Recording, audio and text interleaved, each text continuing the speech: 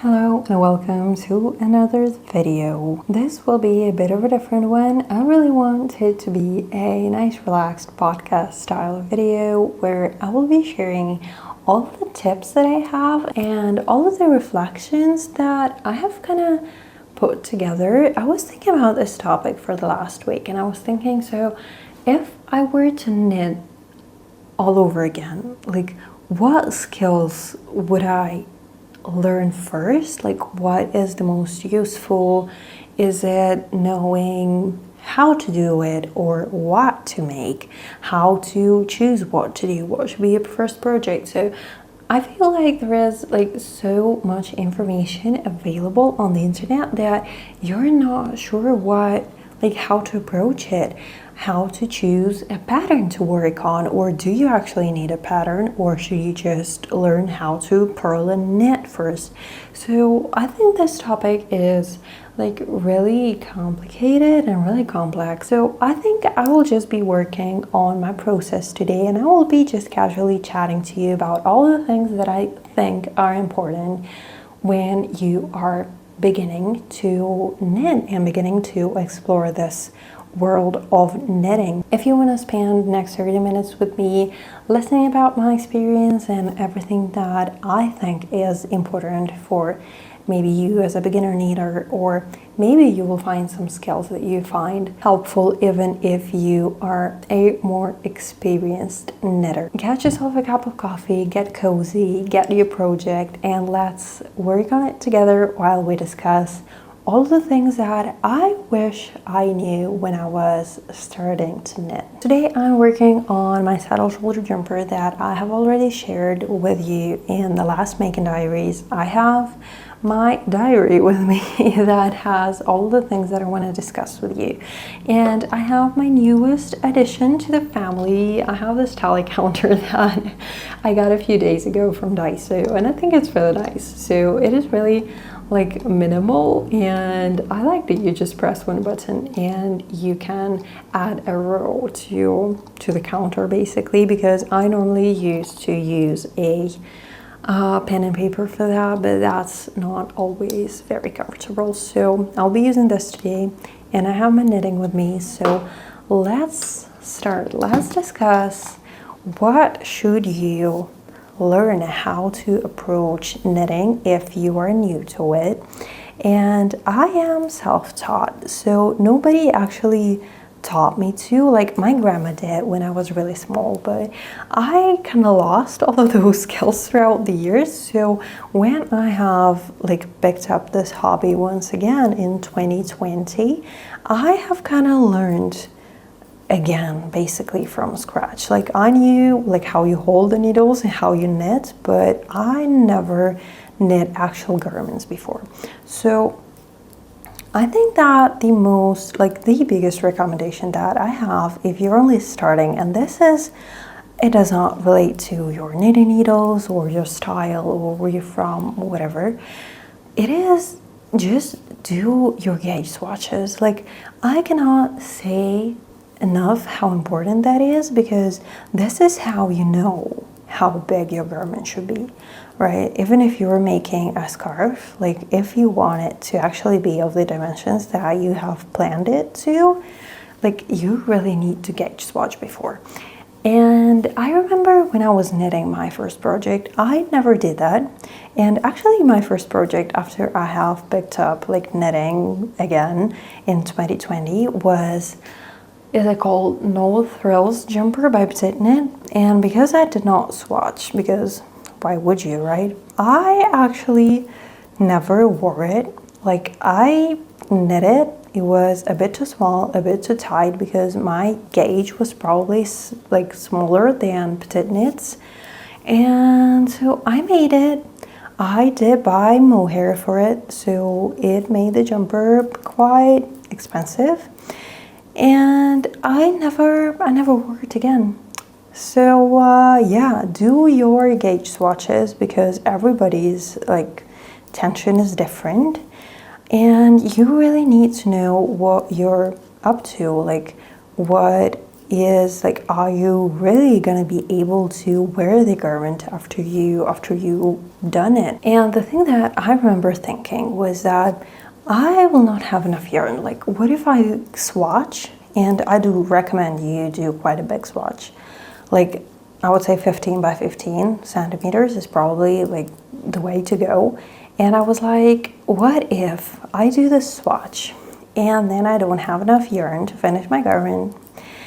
And it is only like recently that I have found out, like I have never thought about this, that you can leave your gauge swatch in a way so that you can easily unravel it and use the yarn for your actual project.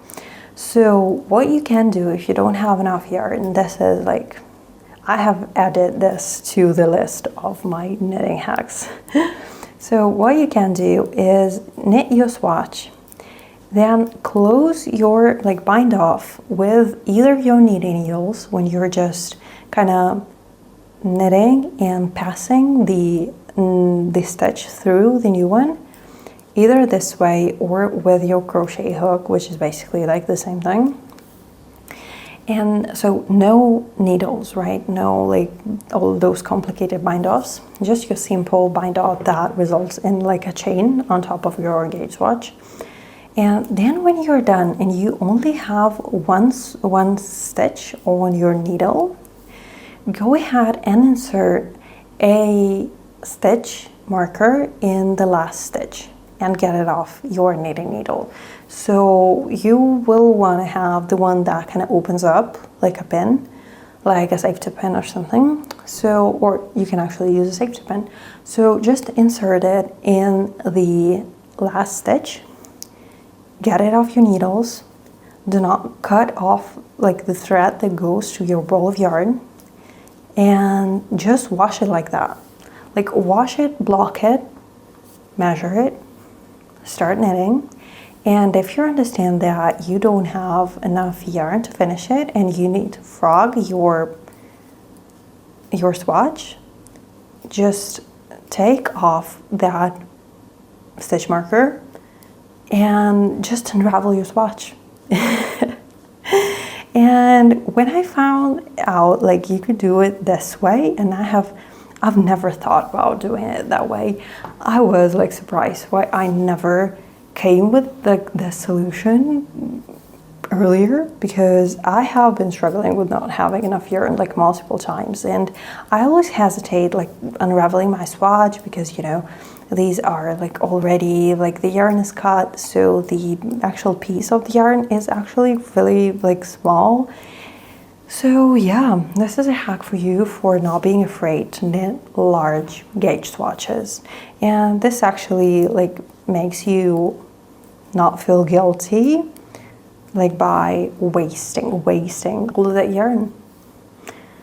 So there you have it. The first, not skill, but thing that I really recommend you to do is to do big gauge swatches, and this will be a game changer. Now to the instruments and the materials that like I recommend, like that I would use if I were like beginning to start knitting all over again.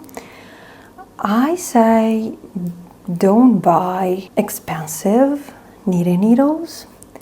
Don't buy all of those sets of knitting needles that have 10, 15 sizes in them. Go for cheap wooden needles.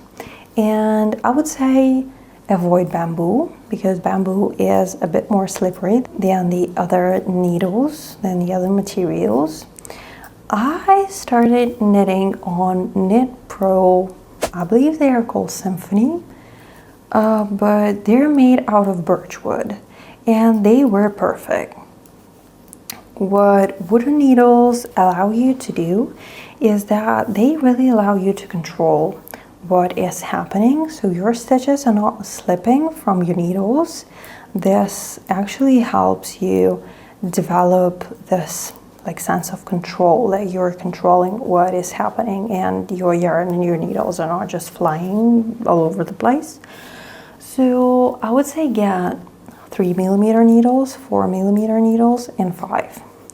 because I find, yes, you can get 3.5, 4.5, whatever, but I would say that if you have 3, 4, and 5, you can work on a lot of different projects. And let me tell you that I have only owned those 3 sizes for like 3 years, and I have made like tens and tens of garments using those knitting needles, and they don't really need to be expensive. If you want to go more fancy, I know Like, whatever you call that brand, they do have driftwood collection, so you can try and get needles from that one. So basically go for wooden needles. They will help you, they will make learning to knit way smoother, because metal is normally more slippery.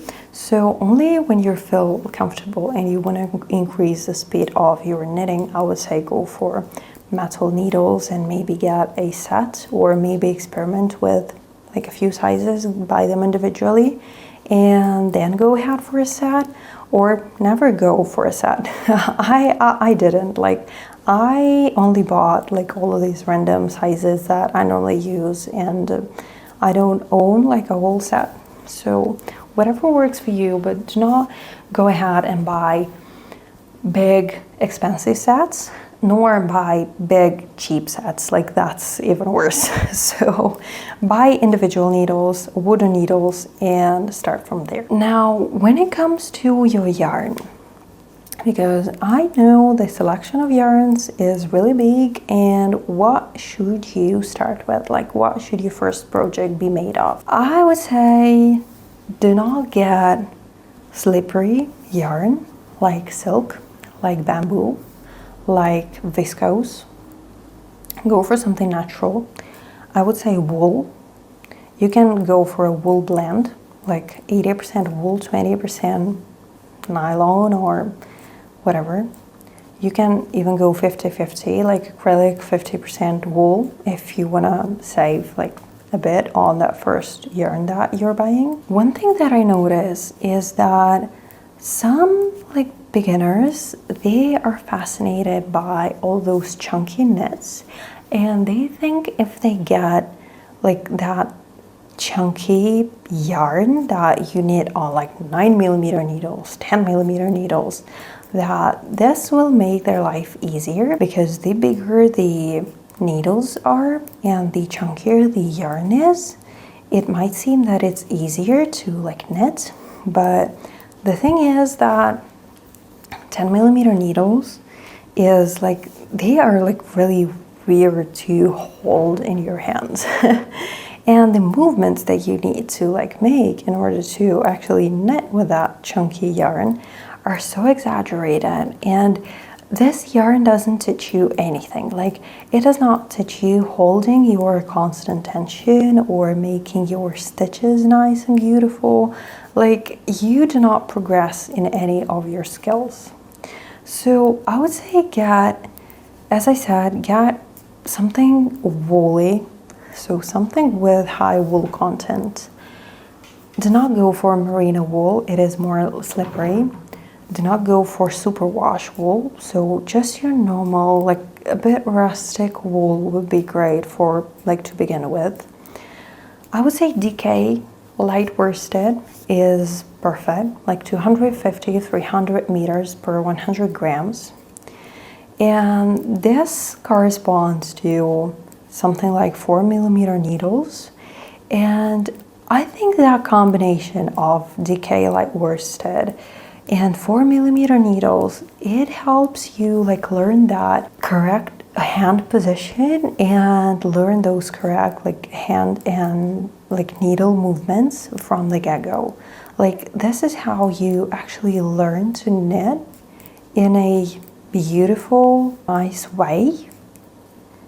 I think getting to small of the needles and a yarn that is really thin, you will not like that, you will struggle. But 4mm and 250, 270, 300 meters is just perfect. Another thing that I would say, do not go for very fuzzy yarn. Like if you have, maybe you have alpaca or mohair, like as an addition to the wool in your yarn, I would say don't go for it. Like you don't want much texture to your yarn because you will not get the stitch definition, so you will not see what you're doing, like what's happening. The thing with all of those like fuzzy yarns is that it is really hard to frog them, so really hard to unravel everything that you have done, and trust me, you will be doing that quite frequently when you're just starting out. So I'd say no fuzzy yarns. I would say also get a nicely twisted yarn, because if your yarn is not twisted well enough, you are at risk of splitting your stitches and messing up with your fabric. So wool, 4mm needles, no crazy texture, just your normal wool. And even if like this is not your dream fabric, your dream yarn to work with, you're just learning how to do it. Like this is not what you will be working with for the rest of your life. This is just to develop your skills. Like if you're interested in not just knitting whatever and have like, anyhow, if you're interested in actually developing the skill of knitting beautiful, nice, uniform fabrics and garments that you actually like and that people compliment you on, like this is how I would start, because this develops good habits, like good skills from the start. So do not fall for that 9mm needles thing. I know you think, well, you know, I will be finished like 2 times faster, but it's not about that, right? It is about developing a skill, and you're not developing basically any. If you're trying to knit in that like yarn that is like a finger thickness, don't go for that yarn. Choose something more classic, 4mm needles. And I find that this is kind of a gauge that you will find in a lot of popular knitting patterns. So if you're comfortable with 4mm needles, 4.5, 5, then you will have a lot of patterns to choose from to work on, and then it's really easy to like go upwards or downwards in your needle size and in your yarn thickness, and you will be actually accustomed to how to do that. So now I have another group of things that I consider important if you're only starting out, and some of the skills are like visible, some are not. And the first one is, what should your first project be like? Like, how should you start your knitting journey? Like, what pattern should you choose? What garment should you choose? And how to progress, right? So if you start with something really simple, like what are the logical steps in learning how to knit beautiful wearable garments? I would say your first project should never be a cable knit, not a very crazy texture-wise knit, like, you know, no moss stitch, no cables, no, just plain stockinette. I would say your first project probably should be stockinette only, because this is how you learn the basics, right? This is how you learn the technique of actual knitting. This is how you understand how to position your arms, how to move your arms, how the garments look like, right? Because this is what I think you learn, like this is how you learn. First you learn the technique, how you do that. Then you learn the construction of the garment, right? Because the patterns will make you increase and decrease stitches. And like if you go for a simple stockinette project, like this is enough. Like for you as a beginner, this is more than enough. Like this is complicated enough, because you're not accustomed to like knitting, nor you're accustomed to making increases and creating some kind of like construction elements, like, I don't know, picking up stitches for the underarm, like everything is new.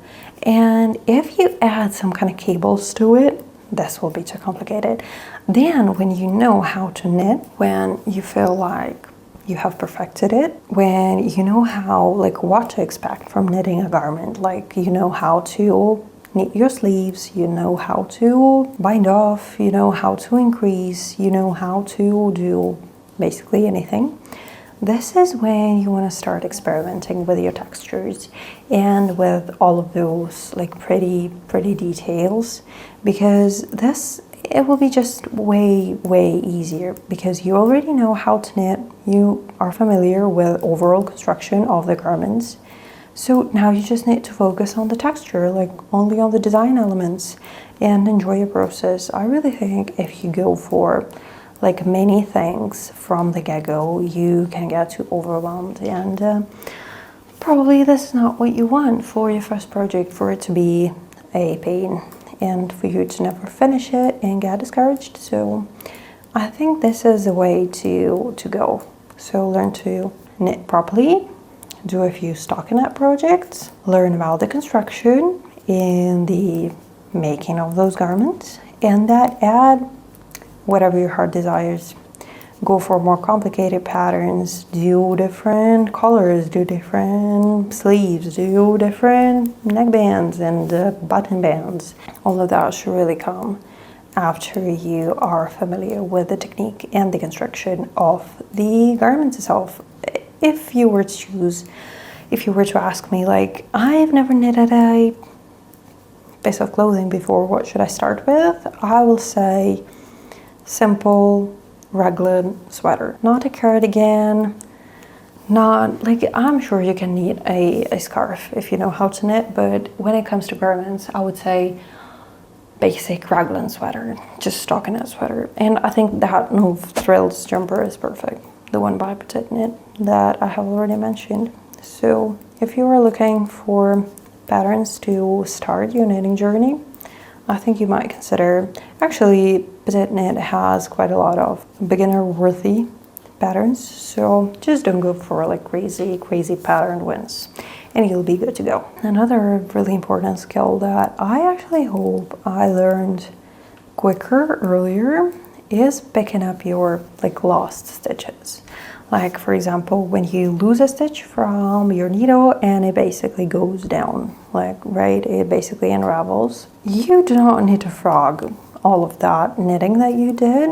There is a way to lift your lost stitches just by picking up the chain that got unraveled. And this is a skill that can be easily learned. This is done with a crochet hook. And this is why I always keep a crochet hook on me all the time, even though I never crochet. Like, that's not my craft. I always have a crochet hook on me so that I can lift my stitches if I lose them accidentally. And this is a skill, don't be afraid. Start with picking up just your knit stitches, then try picking up purl stitches, then maybe you forget to increase and you remember it only like 5 centimeters after you need it to do that. Well, you can unravel just one chain and basically do that increase or do that decrease that you forgot about. So everything can be done without unraveling the actual fabric. And I would say start with knits, then do purls, then do increases, decreases, then do maybe cables. Cables can be quite easily lifted up with a crochet hook. You might need another needle to do that, so a spare knitting needle and a crochet hook. And then more like complicated things like lace and color work. Like, I never did color work before, but I can imagine this will be like way trickier. So yeah. And actually the process of knitting will make you learn how to pick up your lost stitches, because you will not want to unravel every time something goes wrong. So yeah, very easy to correct mistakes or to lift your lost stitches when you have this skill.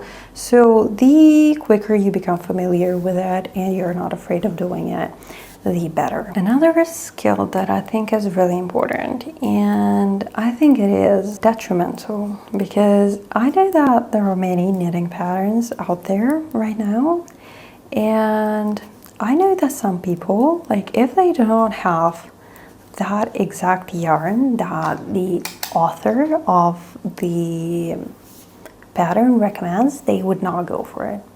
Like, they would just have this pattern like purchased and laying somewhere, and if they cannot get, for example, the yarn, because maybe they're living in a part of the world where they just do not have access to knitting for olive, let's say.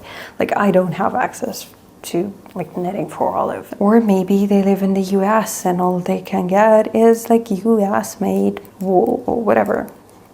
It doesn't matter, but I don't want this to stop you from knitting your garments that you like. So I think the skill of knitting off gauge and knitting from a different yarn that is recommended is a great skill to have, and it also helps you get rid of your stash that you have probably accumulated if you've done a few like knitting related shoppings. First of all, what you can do, there is this website where you can look for substitutes for the yarn that is recommended. Like, you would basically write what yarn is recommended by the designer, and the website will give you a list of yarns that you could substitute that one with.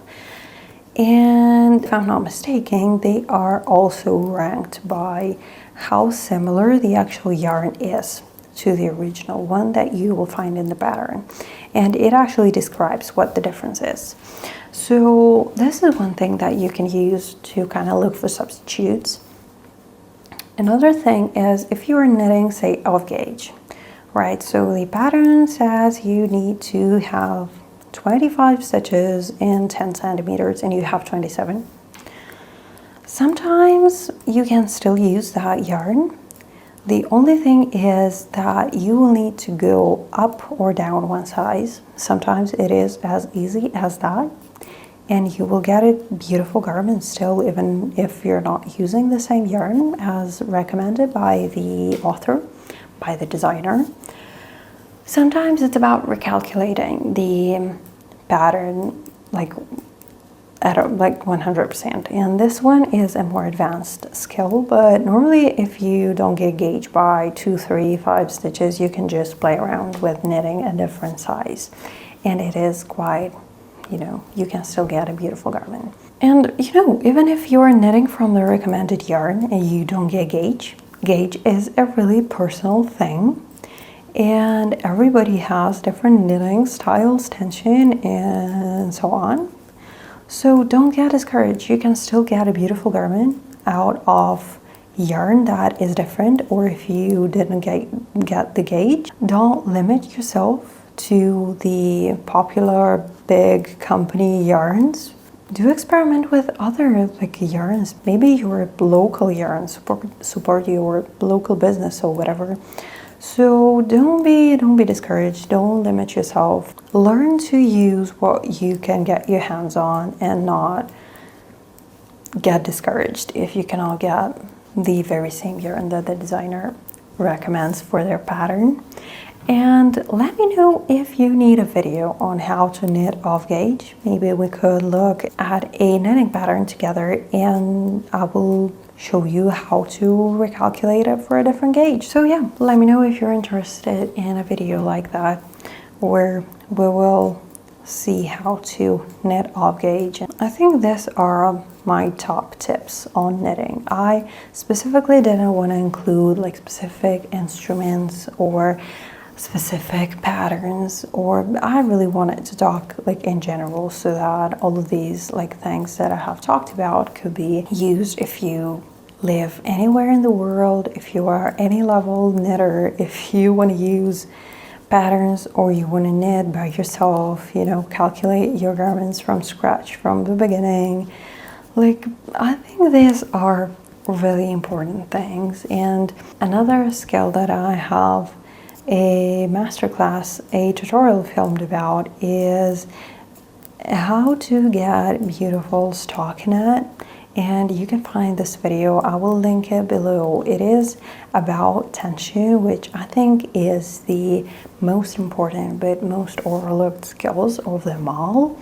So if you want to learn how to knit beautiful stockinette so that your sweaters, your jumpers look absolutely like 100% store made. If you want people not to believe you that you made those yourself, take a look at that video where I quickly explain how to fix problems with your uneven stitches, that kind of thing. And also, if you are like finding yourself knitting to downsize quite a lot on your like needle size because you cannot get the gauge that the designer have planned for, maybe this is a tension problem. So do check out that video and let me know what you think. What are your most like essential important things to learn when you're starting to knit? What do you think? Or what has helped you? What are you struggling with? I'll be really interested. Let me know in the comments down below. And I will be finishing this really chatty video.